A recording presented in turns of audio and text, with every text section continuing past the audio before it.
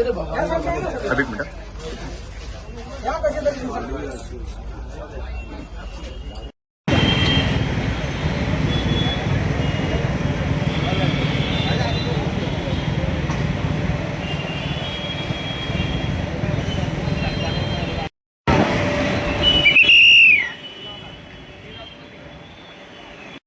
या ठिकाणी ज्या पद्धतीने ट्रॅफिक पोलिसांच्या माध्यमातून सर्व रिक्षावाल्यांना ज्या पद्धतीने नाहक त्रास दिला जातोय, पूर्वीपासून कायदा अंतर्गत ज्या कारवाया व्हायला हव्या त्याच्या व्यतिरिक्त होत आहेत, त्यासाठी आम्ही इकडे आलेलो आहे।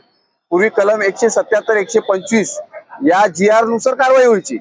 आता कोणत्याही प्रकारचा GR मध्ये उल्लेख नसताना 66/192 च्या माध्यमातून कारवाई केली जाते। मोठ्या प्रमाणात 10,000 एवढा भूखंड आकारला जातोय।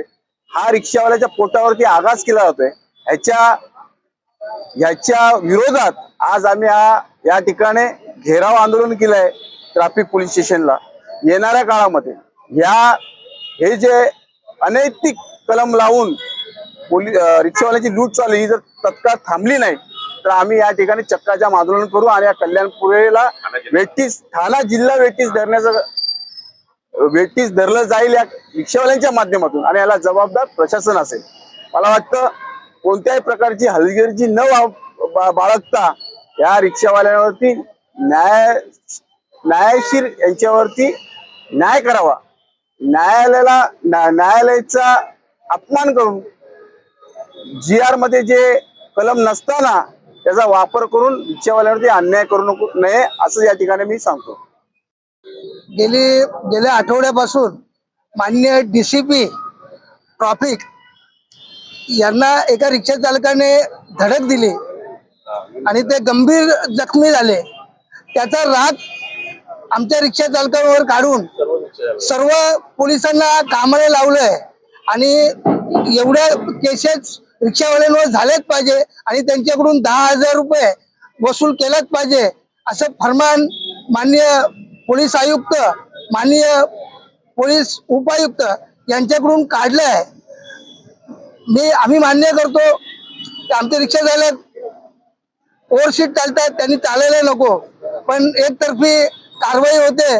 जो प्रवासी पुढे बसतो घाईगडबडीत आमच्या रिक्षा चालकांना बोलतो मला जायचं मी पुढे बसतो पण सोड, त्या प्रवाशांवर का कारवाई केली जात नाही, फक्त रिक्षा चालकांवर का कारवाई केली जाते असा आमचा आक्षेप आहे। तसेच आज कल्याण डोंबिवलीमध्ये वाहतुकीचा प्रश्न एवढा गंभीर झालेला आहे। वाहतूक नियमनाला पोलीस नाहीत, मला ठिकाणी पोलीस नसतात, पण रिक्षा चालकांना 10,000 रुपये वसुलीसाठी पोलीस बरोबर आहेत।